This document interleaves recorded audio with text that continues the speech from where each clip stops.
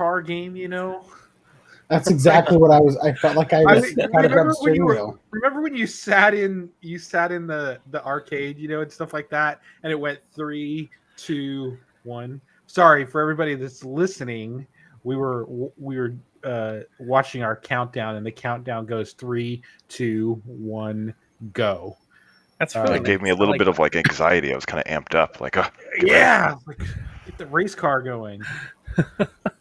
How's everybody doing today after our week off, holiday week off? Good. Oh, no, good. Not the holiday week off. The week before the holiday. But everybody was good? Yeah, good. I mean, I moved. Roy was an enforcer at PAX, and Tim saved a kitten. And he got a Mac Mini. Cannot forget that part. The most important part. I still think that we didn't have the podcast last week because Tim had to go get his Mac Mini. That's important. Was that the same day you got the Mac Mini? I was at the fair, and then I had family that was out of town visiting in town, and they were helping Grandma move, and so wanted to visit. They invited us to dinner, so went and got to visit them, which was nice. And then afterwards, and then you got the Mac Mini. Yeah, afterwards they were like, "All right, come on over," and I also helped kind of go through. You know, it was actually really funny. Funny story about that. So I asked her because I knew she was moving, and asked if she was going to need her computer, and she said, "Oh no, I don't need a computer." And so I asked if I could have it. She said yes. So went over, got the computer, and she was like, "All right, go ahead and go grab whatever you need." And I'm like, "Cool."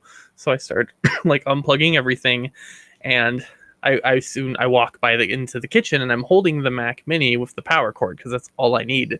And her initial response was, "I thought you were taking the computer." I'm like, "I am." And she was like, "That's the computer?" What? And it's like, "Yeah." And she's like, "But what about all the other stuff?" And I'm like, "Show me what you mean." So she showed me. She had a portable disk drive for it, so she could read CDs off of it. A printer, monitor, mouse and keyboard, like all these different speakers as well. She just thought I was going to need all that other stuff for the computer to work properly.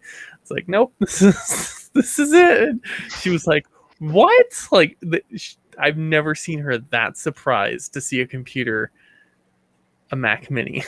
Like, well, everybody's used to computers being this like nebulous web of things. You got like the giant tower and the huge monitor and the speakers, and she was probably like, "What?" Also, nothing. It wasn't her fault, but whoever gave her the computer initially deleted the administrator account, and there was no admin account, so I couldn't do anything. How do you delete an admin account? I wanted to ask. Possible. I wanted to ask that question because I don't know how. I don't think you can do that. I don't think you can do that on the newer ones because you can't. The thing is, like, to be an administrator and add and remove users, you have to be an administrator. So I don't. How do you solve the problem? I had to reinstall the OS. That was all I could do. I tried everything. I tried logging in with her because I'm like, maybe her account's an admin, and I tried using the credentials and did not work. I tried everything. It didn't ask you. It didn't ask you for an admin account when you. It did ask me for an admin account, but I entered in the username and password, and nothing was going through. I checked the listed users, and normally when you have an admin account, it shows you the admin account at the very top. You just can't access it. Is there a hidden one? Hidden. It was probably hidden because you can hide accounts. So it was probably hidden. Even the admin account, though? Yeah. You can hide so I wouldn't have known I tried every password. So that explains it because I can go in there and hide my accounts. I think it's under login options. Yeah. I ended up just wiping the computer, and it fixed all my problems. That's the way you should do it anyways when you get a new computer, is just wipe everything and start over. I wanted to save some stuff just in case you needed anything from it. But what version of Mac OS are you using? High Sierra? Right now, I just got it upgraded to. I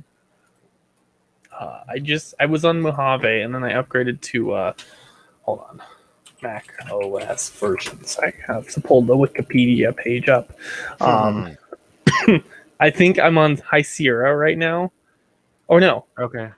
Wait a minute. No, Mojave came out afterwards, so you should be on Big Sur then. You're either on I can't do Big Sur. I'm on Sierra. Because I cannot. Because it's too old for Big Sur. So I'm stuck on Sierra. You can't even get. So you were on El Capitan before. Yes. Oh no, I'm sorry. You can't get Mojave. You can't get Mojave. I'm on Catalina. I'm on Catalina. Oh, Catalina. So you're just okay. Okay, that's so what right below Big Sur, isn't it? Yes. Yeah. So that was the last one. So Big Sur, and then Monterey comes out next month. Yeah, that's the unfortunately the last version that's supported, which I wasn't expecting it to be. It's a late 2012 Mac. Are you really surprised that a 2012 Mac Mini still was able to get Catalina? I mean, think about how much they're supported though, or how long I knew it was. Yeah, I mean that came out when let's see, when was Lion released? Because I think Lion was released in 2011, and you said it was 2012. Yeah. So Mac OS Lion, Mountain Lion was the first operating system. So when you think about that, that is. So where's Mountain Lion? I mean, that's a lot of operating systems. Yeah. So that's, let's see, 1, 2, 3, 4, 5, 6, 7 versions of Mac OS. It runs really well, and I have Steam installed on it, and I'm able to do in-home streaming from my desktop to the living room computer, which Steam in-home streaming on a computer itself, like on this computer, works way better than on the Steam Link. I'm not too sure why, but I'm able to get really well performance, and I was like, maybe this computer is just really good. And then I went ahead and I installed a regular game onto it and tried launching it, and I almost threw up, and I immediately stopped it and deleted the game and pretended it never happened, because the frame rate was like 10 and that was on everything low and off. I have a Steam Link 2, and we tried to play like a fighting game, like Street Fighter or something like that, and like the input, there was so much input lag, and it was super chunky. So, and ours was also plugged into Ethernet, and it was still not a good experience. The Steam Link, it's a great product. It just doesn't work very well. I don't know why it was so hyped, and why so many people are like, it's the best thing I've ever used, because it's got problems, but I mean, it was better than nothing. And then having an actual computer running Steam is way better.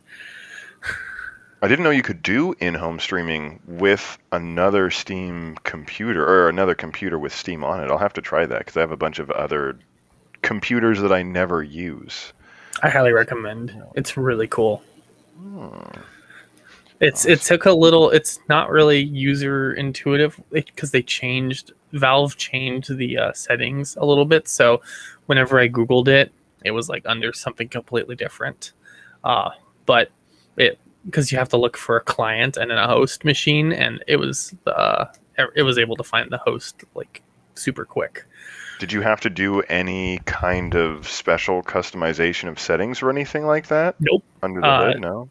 No, you just launch it on Steam on both machines, and then you go to settings, and I think it's just under in-home streaming, and then if you have them, I think you just want to enable it in settings, and then once you do that on both machines, it should see the other machine almost immediately.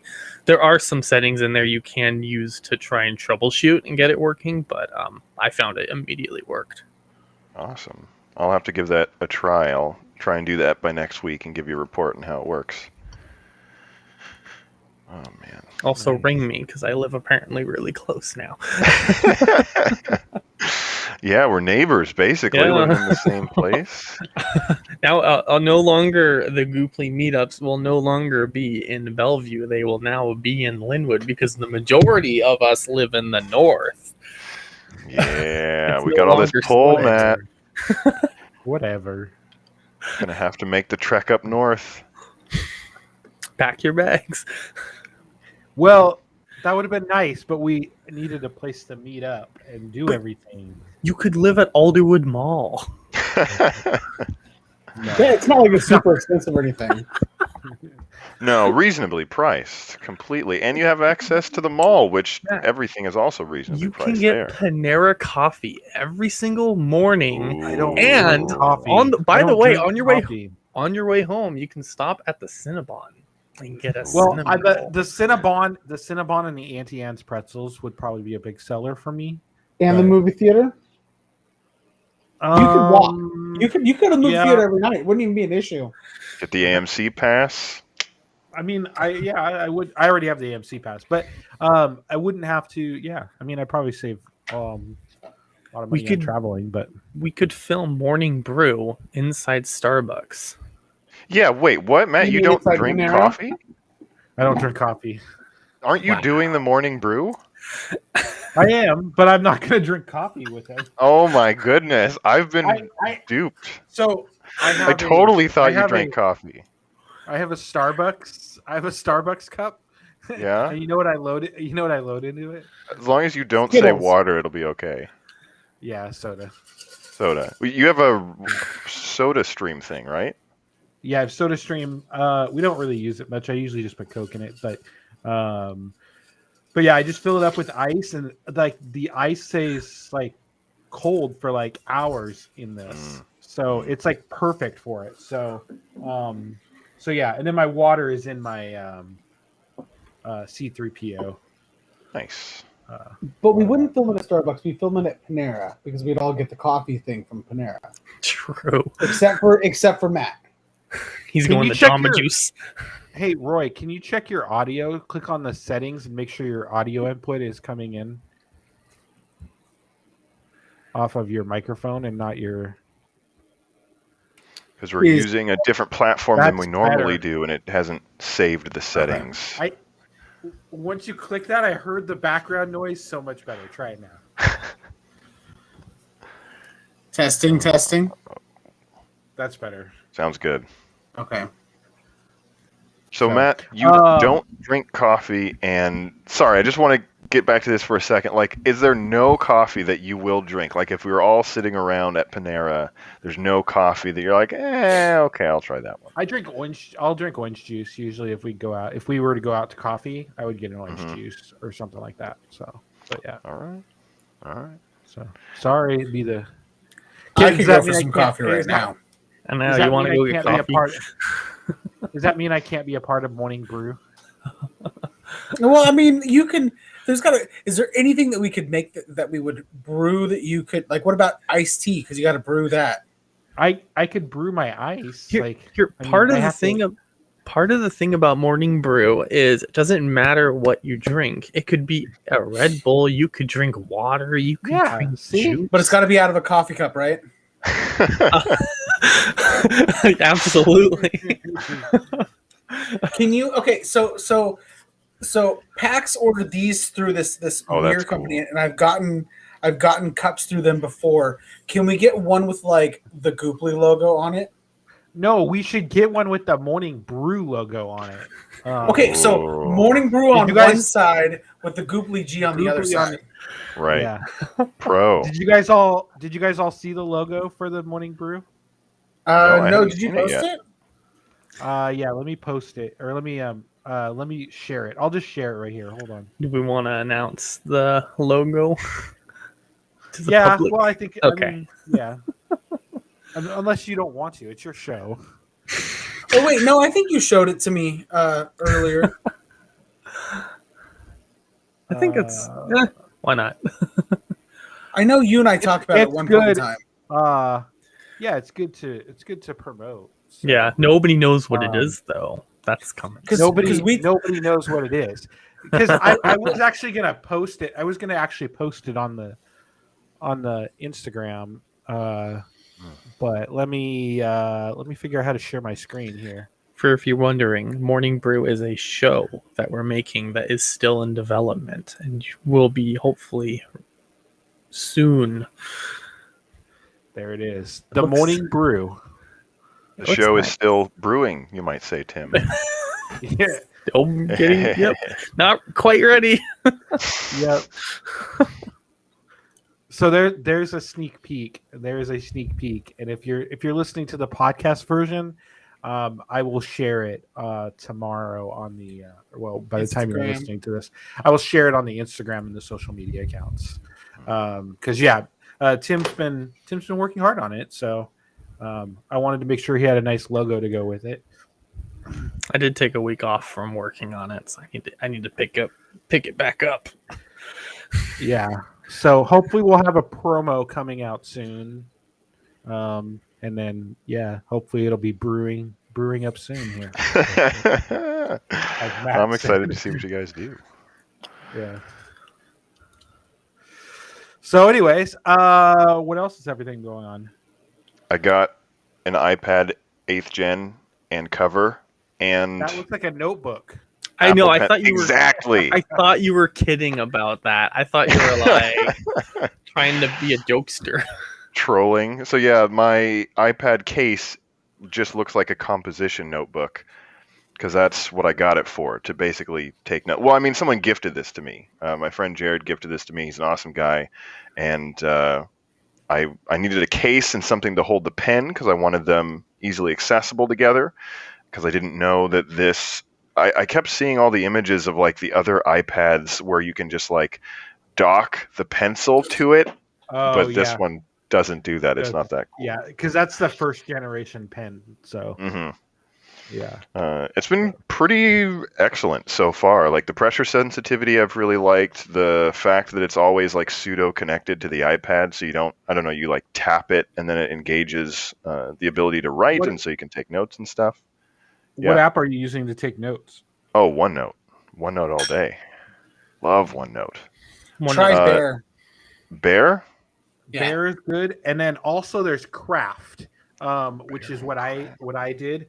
I just merged to Craft, and Craft is a really good one. It has Markdown, lots of options. I don't know, because I mostly type out my notes, so I don't usually use the pencil in there, so I don't know how the pencil would work, but yeah, you should definitely try Craft, because that's what I keep all my notes in now, and I merged everything over. But before that, I used Bear. I kind of tried to sway away from Bear a little bit before, trying some other ones, and Craft was one of those, and then I merged everything to Craft after that, because Craft just has such a beautiful interface for UI, and it even has a great Mac app. So, Tim, if you're looking for taking notes on your new Mac Pro, Craft. All right, so I got Bear downloading, and I'll get Craft downloading. The question is, are these available on Android? Because a lot of the things that I do with notes is like... No, D&D I don't think. based. Never mind. Never. Neither of them are available. No. Which ones are available on Windows Phone? That's the real Anchor, right? If it's not on Windows Phone, everything's available on Windows Phone. Craft does have a web UI though, so you could actually use the web interface. So, have you tried Swift Playgrounds? I did the first little adventure thing on it, the first couple. You just like play a game. You move a character from like spaces to spaces, and it's super like straightforward. I'm just like, you're learning coding, but you're playing a game. But you're coding the game, but you're playing the game as you're coding the game that you're playing. It's amazing. It's Inception of coding learning, and like it didn't start out too heavy. I noticed it's just like, here's a basic coding concept, and here's one line, here's another line. See what happens when you add these basic concepts to the actual game. It's like, move character forward. I completely understand that. Let's get this character moved forward. So I look forward to doing more, but I moved, so I haven't had time to go back and play with it. But it's cool. Would you say you move forward? Okay. So you guys are coding on Swift Playgrounds. Nothing about Swift Playgrounds it's great. It's a good first into it. I was working with lines and lines of code the other day, and I was literally trying to figure out this bug, and it was one damn typo that I had that was screwing everything up, and I couldn't figure out where it was. And it was just like, I mean, lines and lines of code to go through. And I finally found it. So, but I feel I accomplished this weekend. So for a long time, I've been trying to figure out at the chiropractic office Windows updates, because I only want Windows updates to download and install at a specific time, because I don't want them to interrupt any of the employees or anything. Yeah, and also them and they won't know what to do. Yeah. Also, so for the last year, I've had to go on site whenever it's patch Saturday. Like, I always pause updates until Saturday, and then I go on site and just update all of the Windows computers and everything, which it's a hassle because it takes up so much time, and it's just like dumb. And I've been trying to figure out how to get stupid automatic updates to work on the server end. So the server tells the computers, hey, to do this. And I spent forever, and I finally found a YouTube tutorial that taught me exactly how to do it. It's probably a 10-year-old talking about it, but it doesn't matter, because on his hacked version of a Windows server. Yeah. So I found the tutorial, I watched it, figured it out, and then and what's interesting is within Windows, if you click on check for updates, it'll fail. Like, it automatically just fails. And then when it's time, when I told the server to do it, it successfully updates. Everything gets updated at the exact time I tell it to. And I even have it, I think I have it now set up to where it automatically restarts if it if it prompts for that.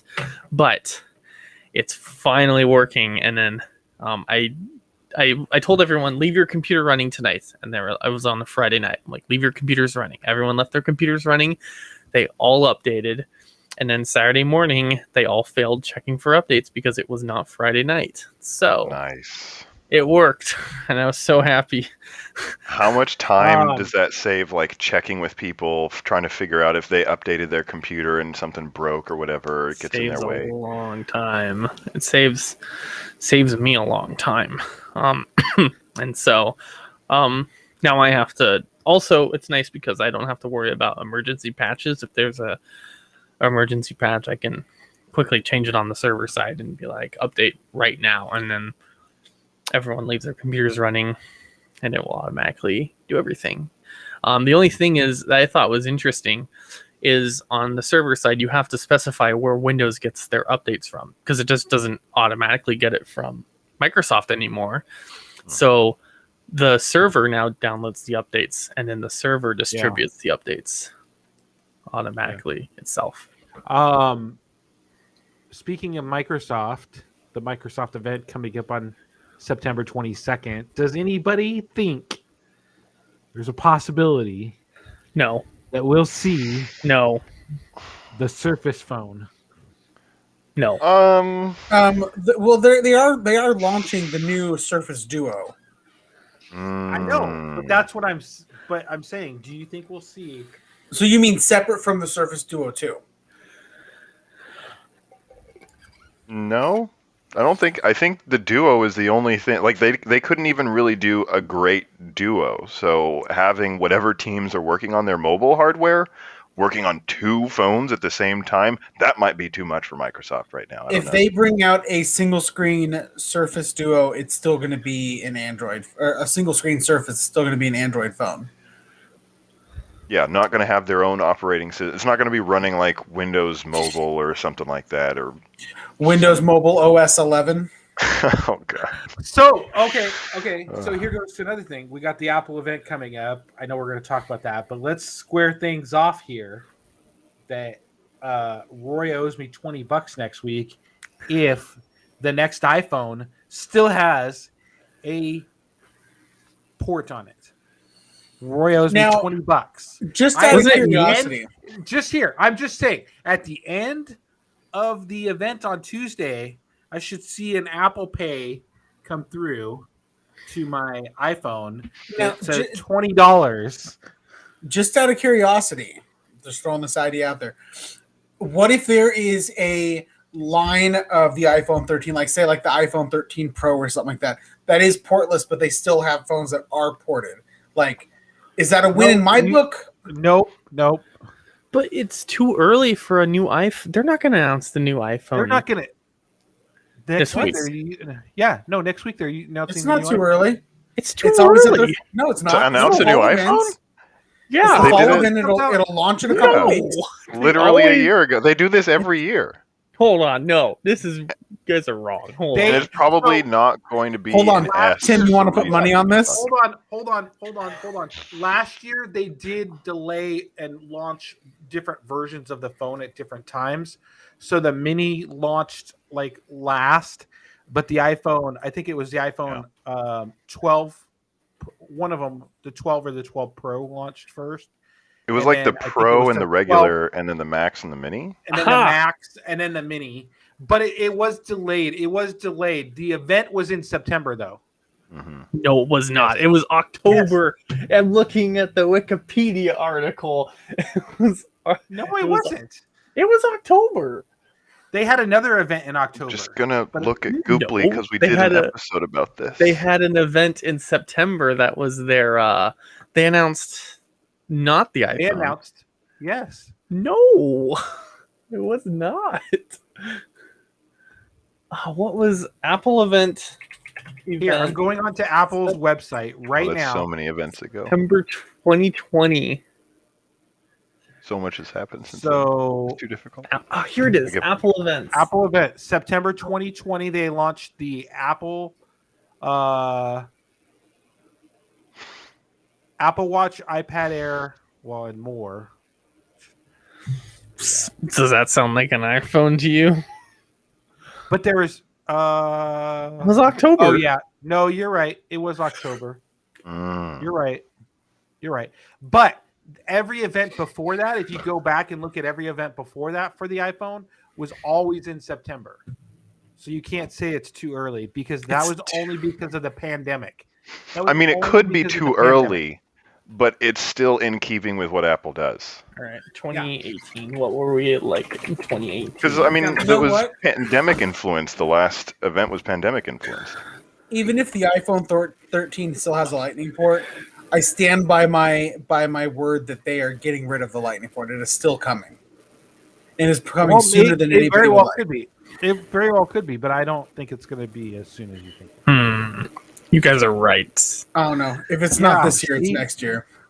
I think it's after the Apple Car. What did you think they were going to announce next week, Tim?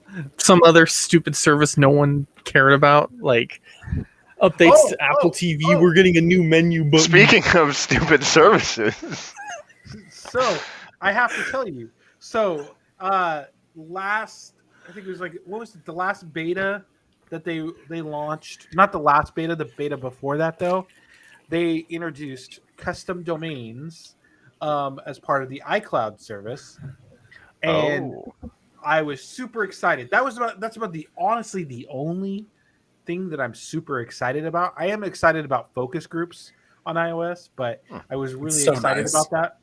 And they launched the custom domain, and so I was like rushing home to try it out, and I go on there, and my email address, I have two email addresses. One starts with the letter M, and the second letter starts with the letter M and an E. So me at mydomain.com, me or M at mydomain.com. Well, I go in there to put in my email address, and what does it tell me? That my current email address is too short. What? And I can't. How many? It says I need to create more characters in my username. You need at least 3. You need at least 3 usernames. I was so pissed. I was like, this is the number one feature that I was looking forward to as part of the Please tell me you just launch. threw your phone and swore off Apple that minute. No, he did. No, I did swear off Apple, but I'm like, what kind of horseshit is this? And so anyway, and then I was like, okay, well, I'm going to report it in the feedback app. There you go. So I did that. And then I also, the next day, I sent them a Twitter message to Apple support. I said, and I tagged them, and I tagged Tim Cook. I tagged all the executives, including Eddie Q, who manages services. And I said, this is like bullshit. Like, you should allow single or double letter domain or single letter or double letter usernames. This is what I've had for the past 7 years. And if I had to change my email address, like, it would be hard. And so like a couple days went by, I got nothing. And then one day I had an email in my mailbox, and it said, we have fixed things on the server side, and it should work for you now. Awesome. Thank you for choosing Apple and providing your feedback. And I was like, yes, Apple listened to me. And so I broke the news on Twitter, and then like tons of people were sending me district DMs and everything and stuff like that, because they were all complaining about it too. And I broke the news to them, and they all went out and signed up too. So made a difference. I was really excited. I made a difference, yeah. And Apple listened to me. Like, does Google ever listen to you guys when you guys? Now, I don't want to burst your bubble, but to me. I had as soon as you had your problem, I called Tim Cook up, and I was like, "Listen, Tim, like you gotta help my boy out." All right, are we ready for the Google Cast? Come on, Matt. Just share the credit with Roy. Stop trying to hog it all. No, I'm not. No, that's awesome. The email that I got did not say Tim Cook at the bottom. Okay, so nice try. I told Tim that I didn't want any credit for it. Rolling the intro. Ready, guys? Mm-hmm. All right, stand by.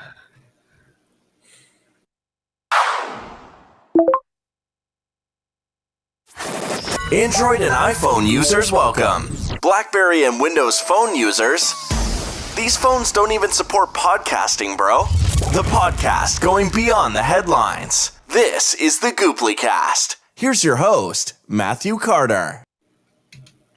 Hello, everyone, and welcome back to the Gooplycast. We're live right now on Twitter, Twitch, Facebook, and YouTube. If you can't make our live show, we have an audio-only version, and you can find that on all your favorite Android and iOS podcasting apps. With us tonight is M1 Chancellor Matt Evans. Hey, Matt. How's it going? You should change it. It should be custom domain. Savior or something? Yeah, something like that. Oh yeah. Yeah, no. Yeah, you'll have to come up with something for next week. Yeah. Will do. Also joining us is Product Red aficionado Roy Schlipinski. Hey, Roy. That works. I like that. Decent head shake. Okay. Okay. And everybody knows, host of Cooking with Tim, Chef Tim Van Claveren. Hey, Tim. Hello. Can your face get any redder? Just kidding. Can we get an applause track for this for next time? We really need one. I'm telling you. We do. Yes. There is some sound. I don't know. Let's see. I don't know. Ooh. We should just have this on the background the entire time we're talking. We should. This is just like background music that they added to it. For morning brew. They don't. That would be good. Yeah, that would be good for morning brew. We'll have to get some background music going. I'd wake up to morning brew for this. This is a nice chill wake up. We'll have to talk to our director Joseph Meacham about getting a couple sound things in here. He is off tonight. But this week we're talking about the Apple event coming next week, Tuesday, September 14th, where they're going to be launching or discussing the iPhone 13 and the Apple Watch Series 7, along with who knows what other Apple-y goodness. So there's maybe Tim will get his Apple car. I want the Apple car now. I want it so much. I couldn't afford it because it's probably going to be like $80,000 for the base model, which comes with like nothing. And then that's just for like the key fob. Yeah. I was gonna say, and then it's probably got a giant iPad in the middle that you're gonna have to pay extra for. Do you think the Apple car will have? You have to have their adapters to be able to put your own tires on the car. I didn't even think about all the little proprietary things they could be doing. I don't even think you'll be able to take it to a regular dealership to get your tires. Voids the warranty. I think it's gonna. I still want it to charge. I think you're gonna have to go gigantic lightning cable. You'll have to take it to some like super genius bar with a charging station out in the middle of nowhere. Or I mean, maybe they build it at malls or something. I don't know. See, I want that future where Apple is just into cars and the car industry is terrified, and Tim Cook and Elon Musk are like fighting on Twitter about things that don't even make any sense. I look forward to it. It's coming. Mm-hmm. It is coming. And there was rumors going around that Tim Cook doesn't want to leave being CEO until one more big event is announced, and I think that is ultimately going to be the Apple car. I think after the Apple car reaches launch time, I think that will be his time where Tim Cook will hang up the hat as CEO and step away from the company, because he's been there for quite a while, and he is nearing that age where he probably wants to retire. We'll get Craig. And Craig Federighi or Phil Schiller, I think. I'd be okay with either one of those. Yeah, I to be honest, I really want it to be Craig so that we could. He's just got that hair thing, He's got great stage presence. Like, he would be great at every single Apple event. He does. Yeah, he does, and it's just great. Phil Schiller, though, he kind of stepped away. He's no longer executive vice president. I don't remember what his exact title is now, but he handles mostly the Apple events now. So it'll be interesting to see who takes over for him. But either of those two people would be fine with me, but I would prefer it to be Craig. So, but yeah. Anyways, so we're talking about the Apple event. And is there anything that anybody is excited for? The absence off the top of the of announcement of the new iPhone. I mean, that. Obviously, I still think we're overdue for an Apple TV hardware refresh, like a true Apple TV hardware refresh. I don't think that's probably coming anyway. But so here's my question about that for you. What do you want to see out of the Apple TV? Because for me, you and I both have Apple TVs. I've had an Apple TV a lot longer than you have. And honestly, the Apple TV hasn't changed over years. But the Apple TV, it's fantastic the way that it is. The one thing that I would change about it is with the introduction of Apple Arcade, I would do more to make it more prevalent as a possible quote game console that somebody could use. Like, I would do more for that. I'd put more onboard memory. I'd put a little bit more RAM in it for so that it can handle multiple applications a little bit faster. That's what I would do. That's the only thing I could think of that I would want different from an Apple TV. Yeah, better gaming experience, because the Apple TV doesn't really cut it right now compared to maybe other set-top boxes. It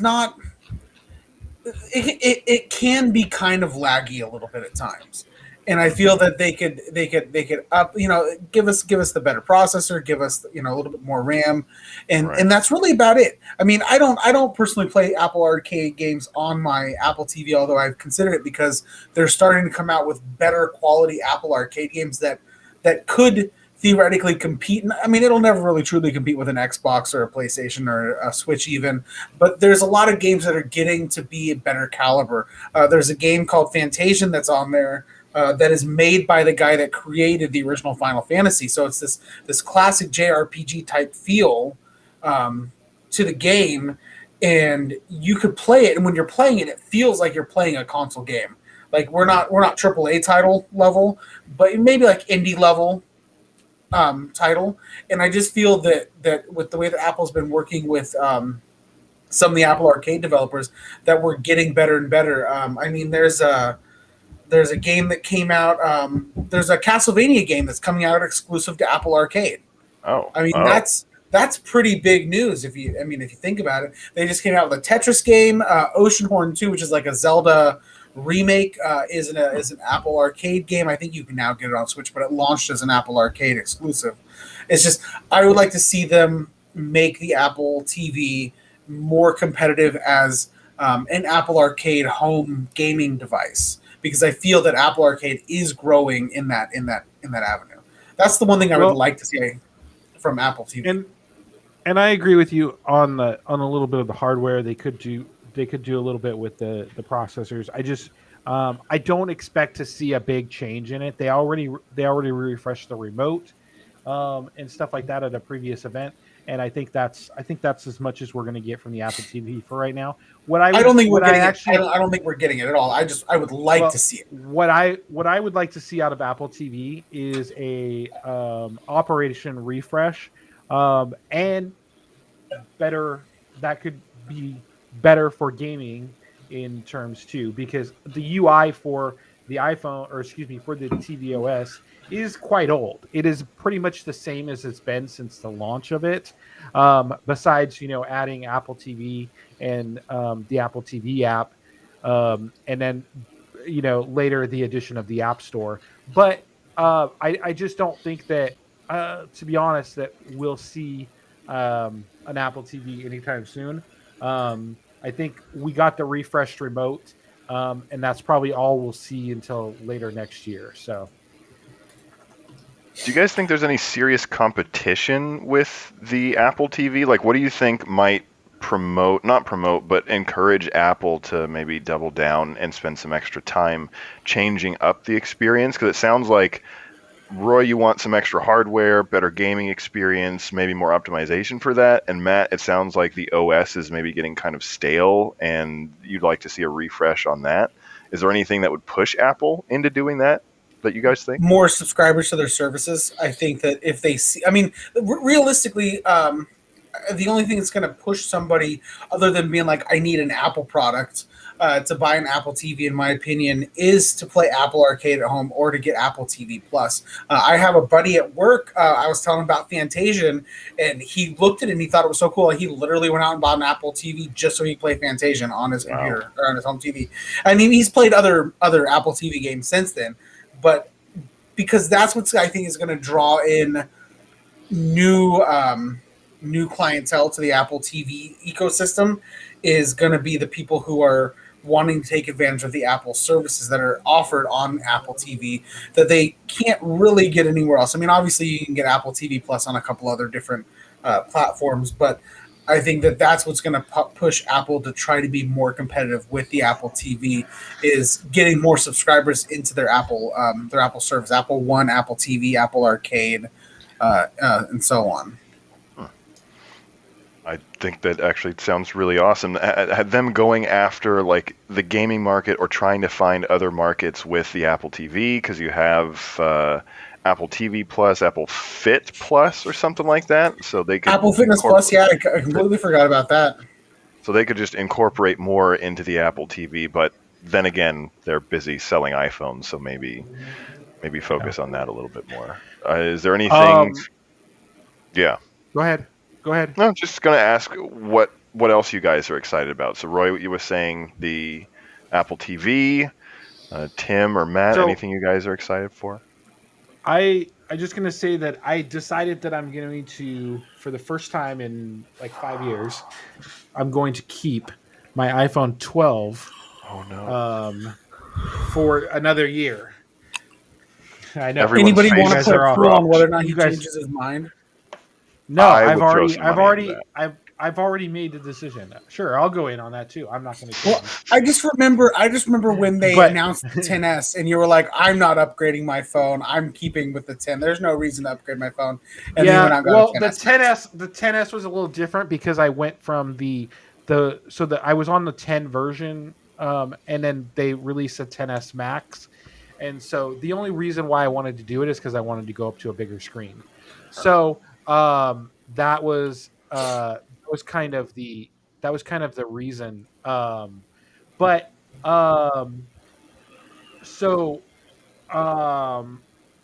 this year, I'm not upgrading this year. Not upgrading this year, but I am, however, going to upgrade my watch. So the watch is something that I'm looking forward to because I've got this nasty scratch on my screen.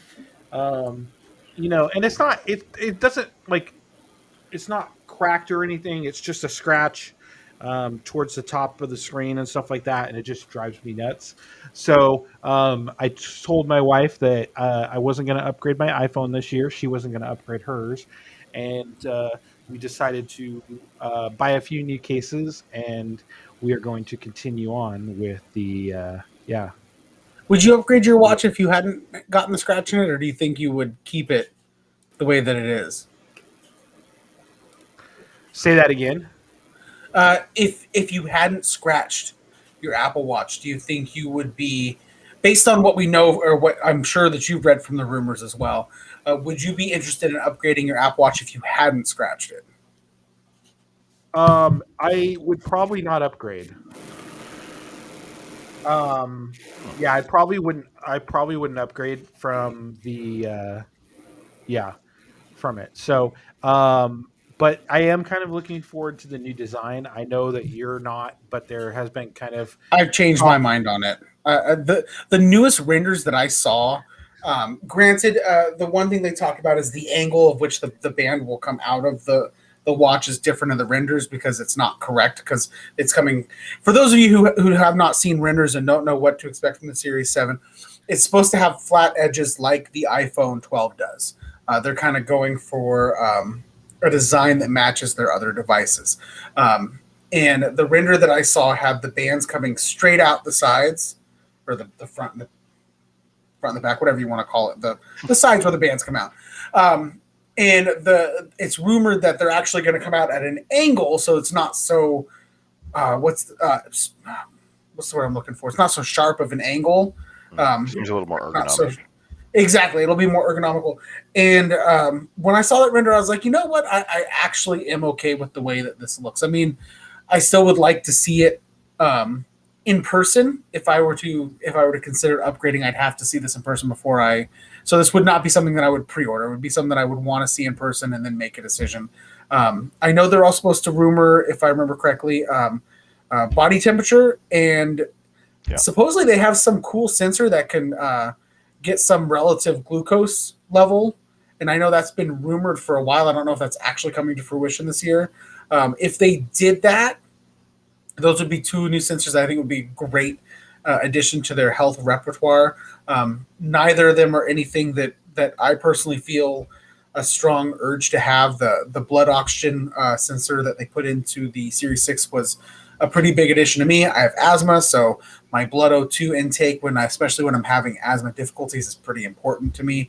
And even though I know that I can't use this for an exact science, it's a good rough estimate on how well I'm doing. You know, if I know that I'm having difficulties with my asthma, am I at the point where I need to go see a doctor, or just kind of wait and try to tie things over and remedy this myself, which I've done plenty of times. But I got a friend who's diabetic, and that glucose part of it, if that's a sensor that comes to fruition, would be a great addition for him. I don't think there's anything else other than the big redesign. They're supposed to increase the sizes of the screen to a. Do you remember the sizes, Matt? 41 millimeter and a 45 millimeter. We're only going up by like what, 1 millimeter, and I'm hoping here. So here's the thing that I'm hoping too, because I've had the Apple Watch since it first came out. I have tons and tons of bands. I would be really sad if I couldn't use those bands, because I have a lot of bands, and it would be horrible if it didn't. So I'm hoping that, like, when they upgraded, I think it was from 42 to 44, they kept it. I'm hoping that'll be the same for this, that they're going to just increase the size of it, but the bands will still work. So we'll see. I think it's very possible for them. But Apple has supported all the bands from the original Apple Watch. So, it wouldn't surprise me, I guess, if they kind of got rid of it, but we'll see. It's been 7 years. It's time for people to start buying new bands, I guess. I buy new bands all the time, so don't get me wrong. I buy bands all the time, true. But at least it'll come with a band that'll work. From the looks of the renders, it's less about a bigger chassis size. I mean, obviously a render's a render, and it's all rumored anyway. But it's less about a different size of the chassis and more about less bezel. I mean, if you look at the renders, supposedly the bezels are supposed to be a lot thinner on these square models, and I'm hoping. Yeah, I mean, well, that's exactly what happened with the 42 to 44. They didn't change the size of the Apple Watch; they changed how thin the bezels were, because technology on screens had gotten better, and I feel that that's probably what's going to happen in this case. Although with how thin the bezels have gotten based on the renders that I saw, if they increase the size again, which 45 is a pretty decent size watch, let's just throw that out there. If they increase the size again, then it'll have to be, if it's not a change in the actual watch body this time, it'll have to be a change in the watch body next time, because those bezels are like super thin in those renders. But I'm with you, Matt. I'm hoping that this update does not change the usage of current bands that are used in the Apple Watch. And one of the things that I'm actually debating on too is I think that I might actually get Apple Care for it. What would make you think that? Have you heard the rumor that they're adding like the ceramic shield glass to it? They should. I did hear that. Yeah, they should. Yeah. I mean, yeah. But I just, like, I've had an Apple Watch since Series 1, and I've never scratched up my screen. And I've hit it very hard. Like, I've walked out of the house and I've slammed it up against the door by accident, or whatever, back when I was in loss prevention, we had, shoplifters and stuff like that. Things got a little, tight. And so, I just, like, I never put screen protectors on it. It was always just, basic it.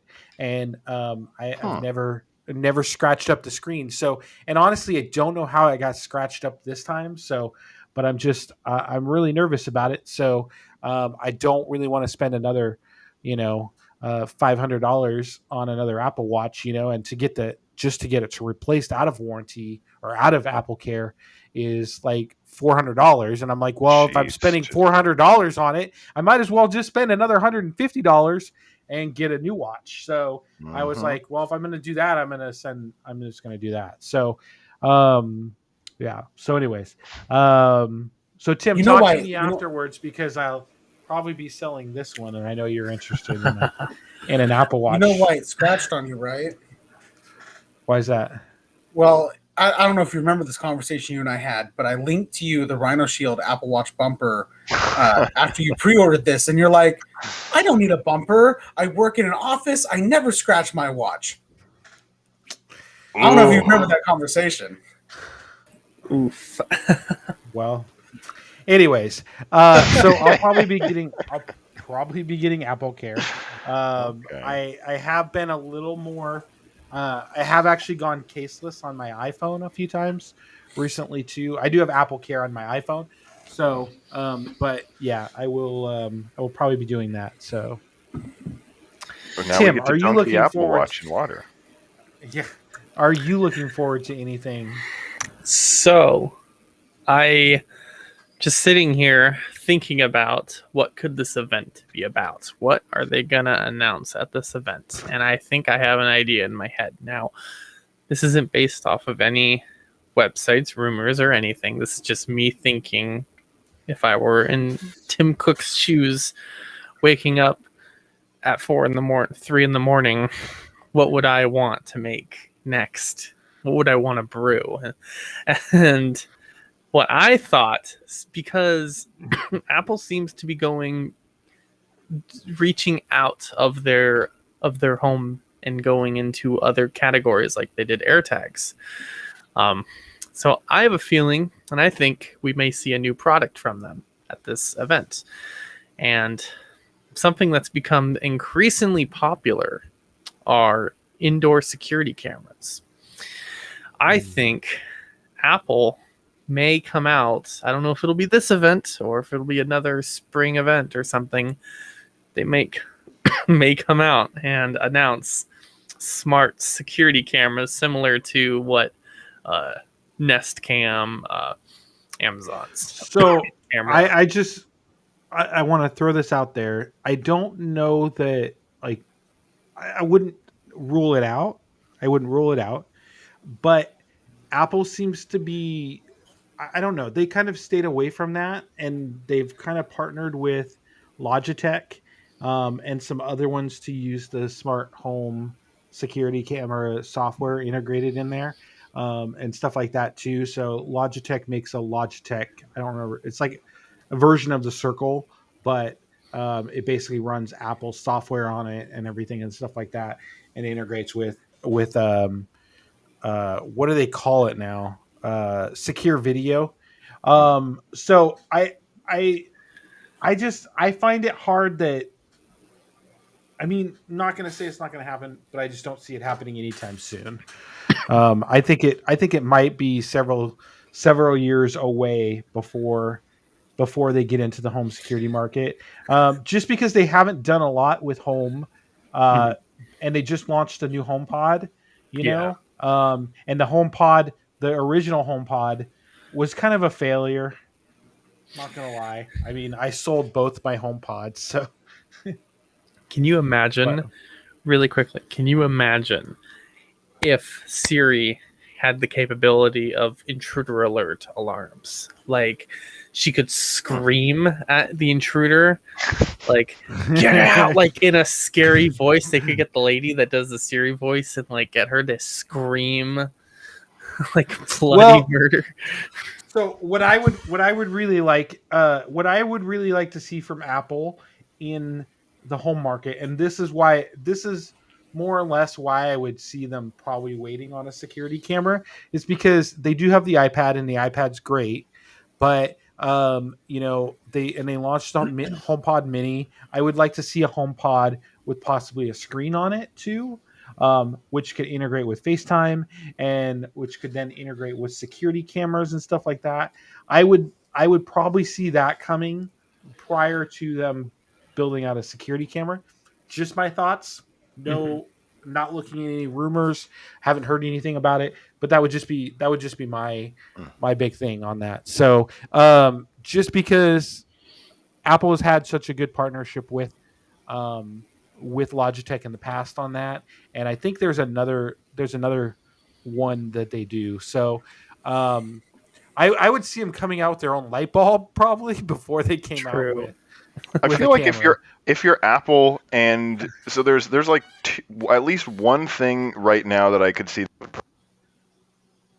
home security, and that's the fact that they're being investigated by like every known governmental body for like antitrust and having so much access to people's information. So I think that doing that right now would be maybe a little bit suspicious, but I think like they've put so much work into their cameras, into LiDAR, into like face recognition, into secure vision, secure cameras. I think it would be cool to see what they would do. If not an outdoor security camera, then maybe some kind of indoor camera that you can like Face ID with and automatically access your Apple content. Or I don't know. I think there's a lot of opportunity for them in security since they're so trusted by the public, in certain respects. Like I said, I would definitely like to see a HomePod with a screen on it. I have an Echo Show here in front of me, which I really like. just because it does have a screen. I could. Did you guys hear that? Yeah. Did you guys hear Someone that? screaming Holy bloody cow. murder or like a car. That was weird. It's like somebody getting murdered out there. So anyways, I have and I've kind of gone away from, like I said, I sold off both my HomePods. Yeah. I'm not done with HomePods. I mean, the minis were awesome. The HomePods minis are great. They're very affordable. I would definitely pick up a couple of them, but like I've really gone back to the Amazon Echo lineup for doing my like smart home integration. We turn on classical music when we leave for the dog with it. I use it for timers. I use it for all of that. Nothing against Siri, but she's just not as smart sometimes, and it just drives me nuts. So, and like Tim's got a Ring doorbell now, and I've really I could sit there and watch my doorbell all day long. I kind of anticipating maybe getting a Ring doorbell and just putting it up outside my door so I can see everything going on. But I definitely would like to see maybe some more integrations with that as well, with Ring doorbell or something. Would be nice as well into HomeKit. So yeah, it'll be definitely interesting to see. So, but anyways, so is anybody excited for the new iPhone? I'm excited to see that will still have a port. Finally give me always on display. We know they're rumored to give us 120 hertz. Oh my goodness, here we go. Roy's on his rant on always on display. That is all I have to say. Literally all I hear about is 120 hertz display or 90 hertz display or something. Well, always on display is great. 120 hertz, I could take or leave. I don't care for always on display. I mean, if I had it, yeah, maybe it would be nice, but I don't. That's what they all say. I don't use it. I didn't use it on my Android phone. I don't think that I would use it on an iPhone either. I have it on my watch. It's nice, but it's definitely not something that I really care about too much. So there's nothing else I can think about that I would really want to see in a new iPhone aside from those two upgrades. Not the smaller notch. Don't care about that. I would love to see notchless. I think that Apple is probably working towards going as notchless as they possibly can. Yeah, I mean, I don't know. I just get so used to the notch, you forget it's there. I would love to get. I guess smaller notch or notchless, always on display, 120 hertz. And them to bring an under the screen Touch ID sensor. That would be cool. Or even if they brought it to the power button, that'd be okay too.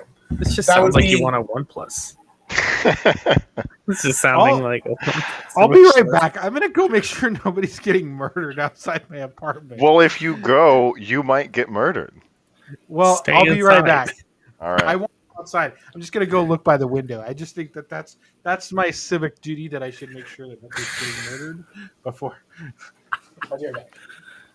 Fair enough. So yeah, that's what I'm looking for. Those are the things that I would like to see in an iPhone 13, and I feel fairly confident that I'm going to get one of those. I think that 120 hertz display is more likely than always on for some reason.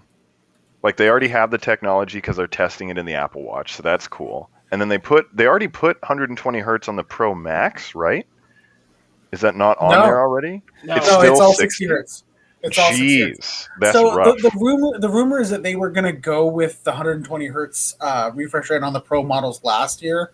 Yeah. But because of COVID stuff and not being able to get exactly all the chipsets that they wanted to get, they couldn't make the phone as optimized as they wanted to for 120 hertz. So supposedly that's going to happen this year. We're going to get the 120 hertz on the Pro models. I want to say that the notch, I can't remember if the notch is supposed to be reduced in size this year or next year. either way, not a big deal. I've gotten so used to the notch. Yeah, it would be nice to not have a notch, but I could live with the notch. It's not gonna kill me. And it looks like the reason why the notch has stayed the way that it is so much is because Apple has Face ID and they have all of that secure unlocking technology and stuff in the notch. So the size that it's been for so long has been important at the very least. So use the same type of LTPO technology they use in the Apple Watch. They could bring an always-on display to the iPhone 13. I agree with you that I don't think that's Apple's got to make sure that it's not negatively affecting battery life as much. And I feel we're going to get the 120 hertz this year. We're not going to get a always-on display this year if it's on their Mac at all. They'll kind of wait and see how things go this year with the 120 hertz because that's going to be a huge battery hog. Maybe next year, we might see an always-on display, but I don't think we're going to get both. And I'm almost positive we're getting 120 hertz. And then what was the other thing that I said I want Touch ID? That's probably not coming this year either. Well, I think we could see Touch ID on the fingerprint, or not on the power button eventually at some point on probably more of a budget model. It's rumored that we probably won't see the iPhone 12 mini to return. Sorry, Tim. I know you were kind of excited for that size, but I thought this was the last year they're going to do a mini. Like the 13 mini, I thought this was the last year. No? No, it sounds like it's dead already. I guess I'll have to stay with my OnePlus. Just based on whatever. Oh well, not gonna. I guess I gotta stay with my Android if if Apple's not gonna give me what I want. But anyway, so we lost Roy. Hopefully he didn't get murdered. Well, he just disappeared. So I'm like, but I think. And the killer turned off his camera first. Like, out here. Probably just came in there, slapped his MacBook down. Dang. Is that what you heard at the parking ride?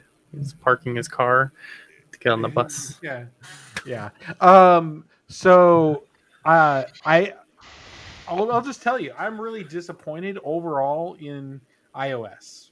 I don't think iOS was this great, and so my thoughts on having anything good on the iPhone this year kind of washed out the window, just based on kind of where the iPhone, or excuse me, kind of where the iOS version is. I just don't think that they put a lot of time and effort into it. Maybe because of COVID, we're still having a chip shortage right now. So they've already talked about possible delays in the iPhone. So it'll be definitely interesting to see kind of where they go with a new model this year. Just because my expectations are really low. There's so many constraints with COVID, the chip shortage, all the leaks they're having, working from home, and all the logistics that have to go into that. Like, they probably have to be a little bit more conservative for this year, at least in some situations. At the same time, I kind of wonder if part of working from home is the reason that we're getting such a low version of iOS this year. Because collaboration, is hard from home sometimes, especially when you're working with code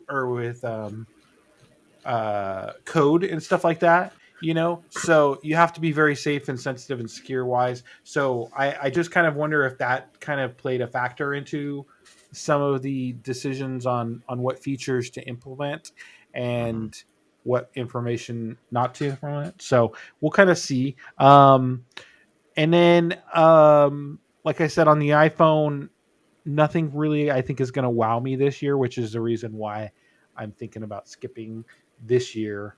And excuse me.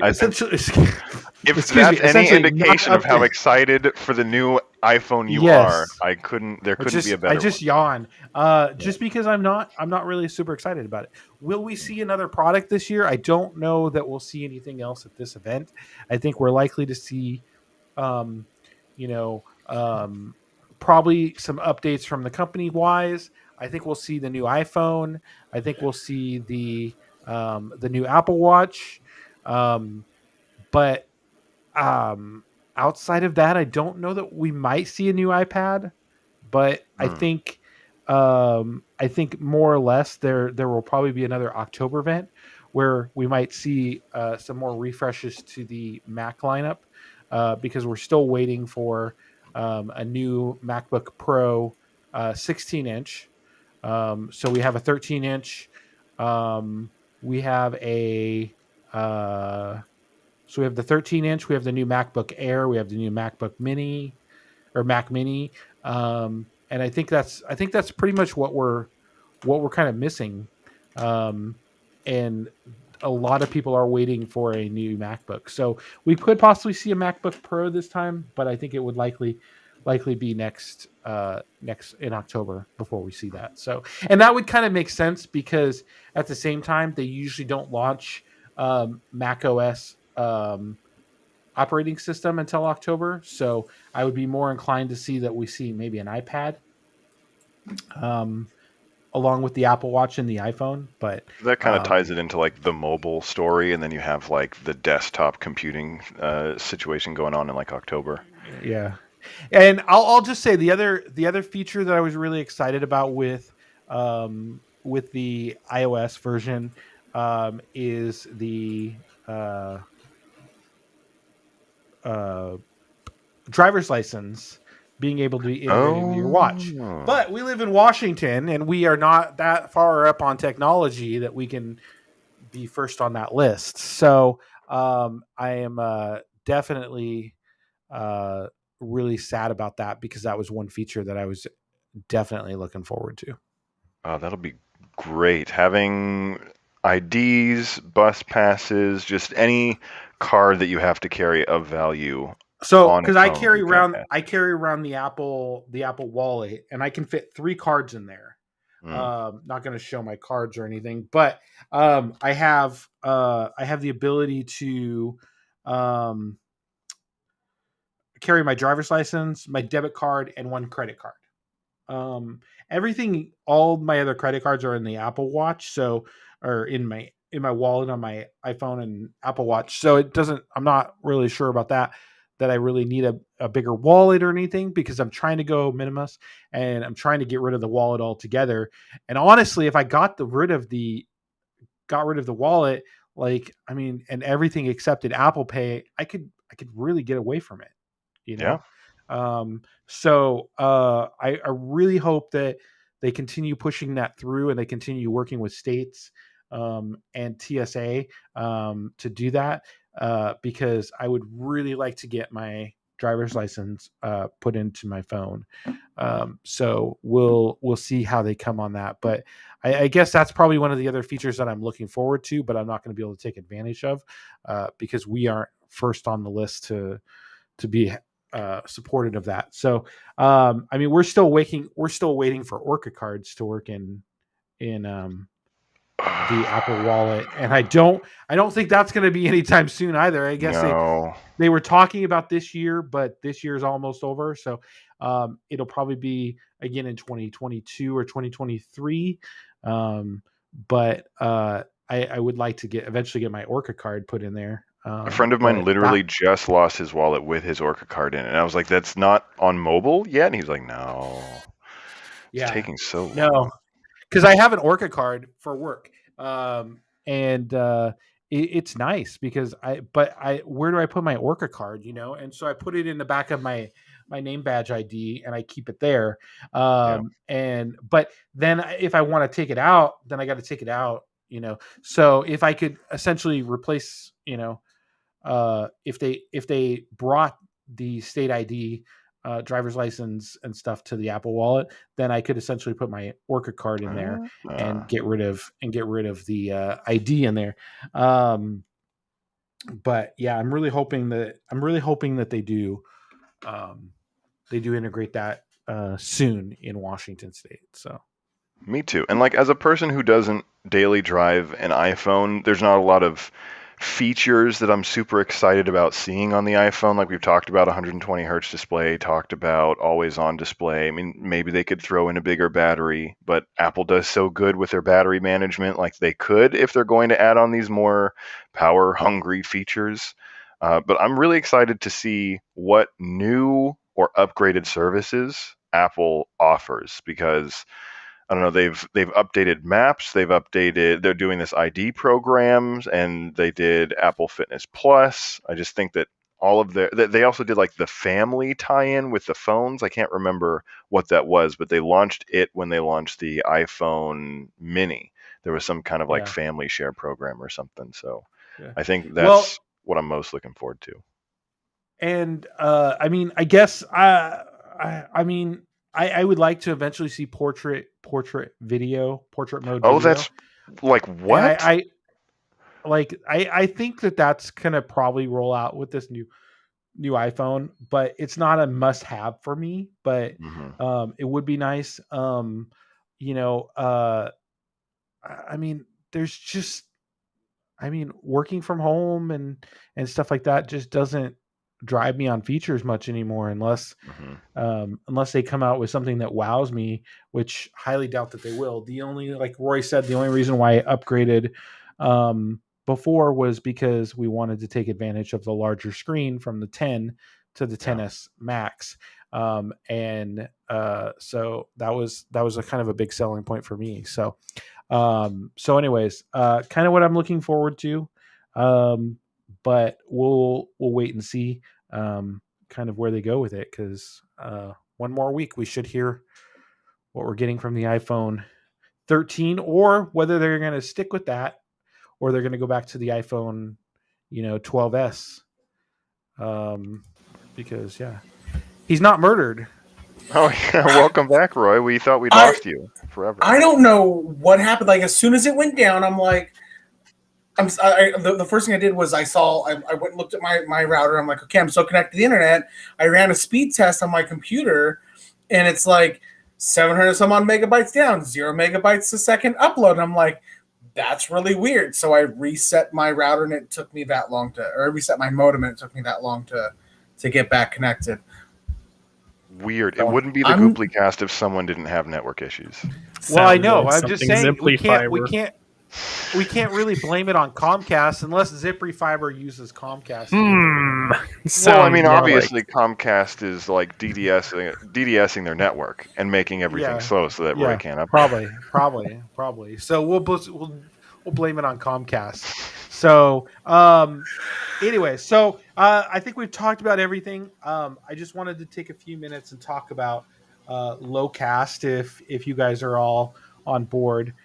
Tim and I were really sad. Rip Lowcast. I think it was on, what was it, Tuesday? Was it, Tim? Or I think Tuesday it was of Tuesday. Last week? Tuesday of last week.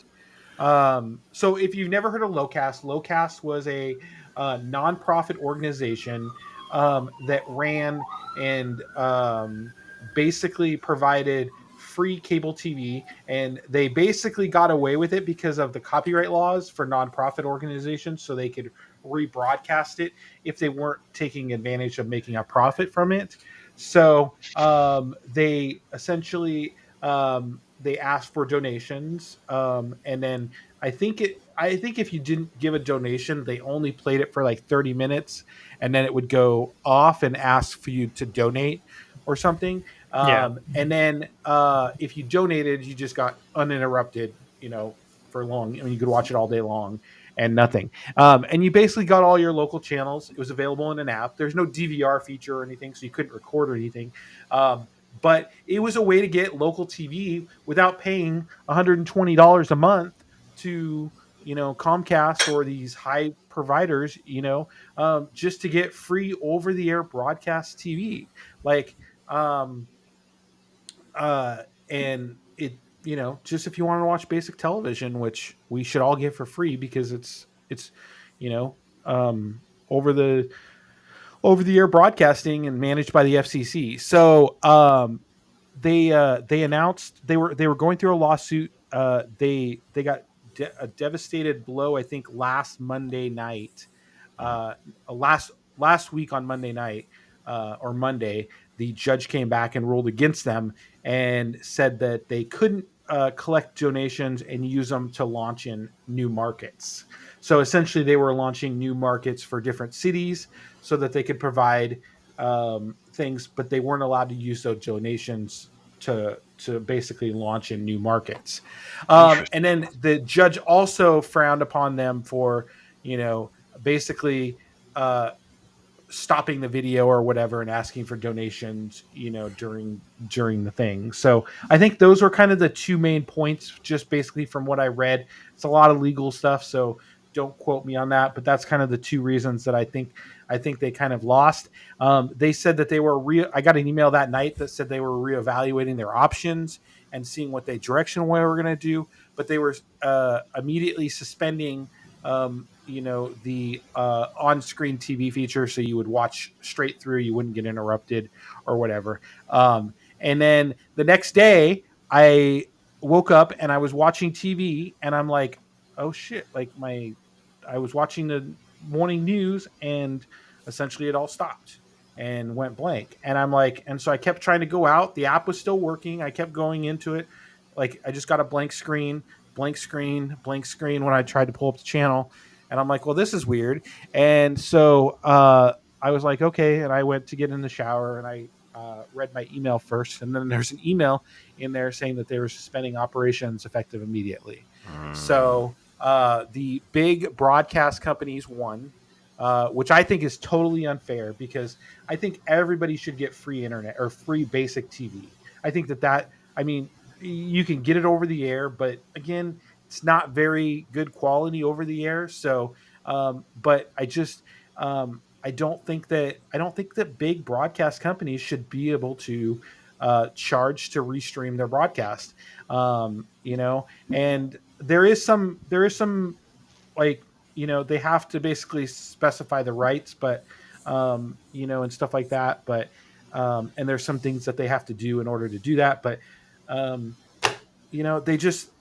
they make a lot of money from advertising, and I get it. I understand it costs a lot of money to operate a news station and stuff like that, and to get some of these programmings and stuff like that. But this is free over the air TV. Should be available to everybody, because there's some people who can't afford $100 a month to watch basic television, and you can try getting an over the air television antenna, but that's not always easy, and it's not always especially for low income families. So I think that this was a big blow, because I think a lot of people took advantage of Lowcast, to get basic television and stuff like that. And I just heartbroken over the news, because I donated every month, even though I didn't watch it a lot.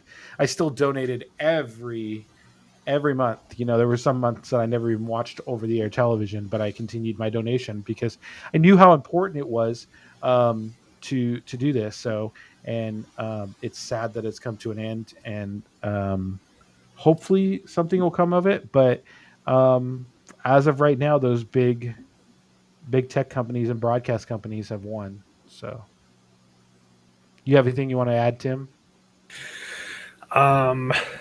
It's a huge bummer. It's a huge bummer, because it was like you said, it was the best way, actually the only way, to be able to watch free over-the-air TV. And you can use an antenna. It doesn't work, especially here in the Northwest, because we have a lot of rain and we have a lot of trees. Those two things don't really work too well with over-the-air antennas.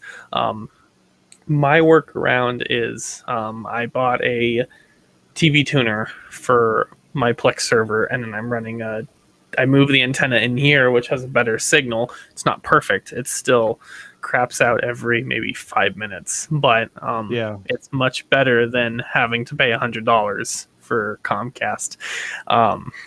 So that's my solution. It's not really the solution I wanted, but it's the solution I'm getting.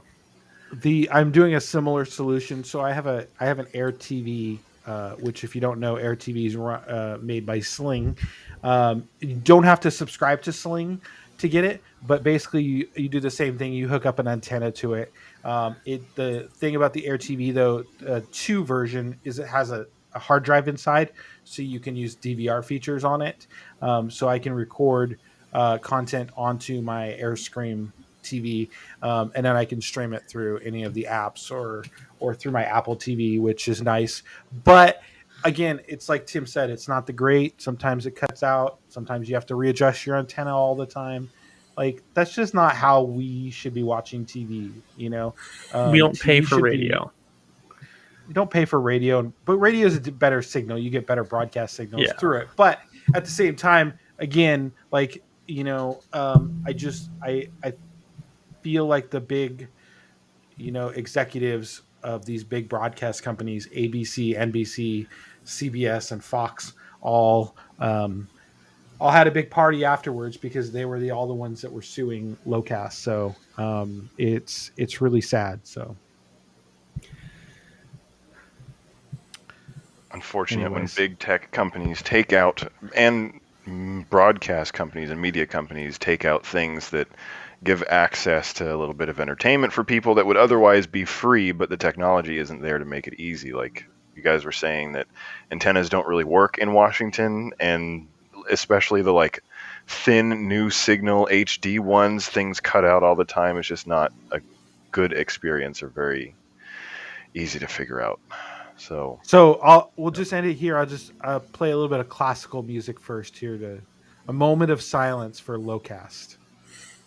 Rest in peace.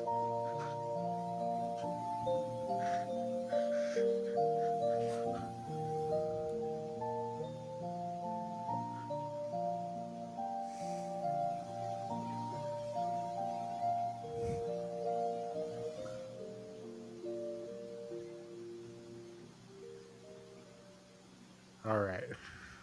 And on that note, we want to give a big thank you to everyone here for joining us live on this episode of the Gooplycast, and a big thank you to you if you're listening to our podcast. Look out for our replays on YouTube and the podcast version of our episodes on all of your favorite podcasting apps, including iHeartRadio. Follow us on Twitter and like us on Facebook, so that way you'll get notified when we go live with the show, and you can join in, and also for when we share new tech-related content. I've been your host, Matt Carter. For Matt, Roy, Tim, and Joseph, we appreciate you so much for watching and listening, whether here on Earth or in outer space. We'll catch you next time on the Gooplycast.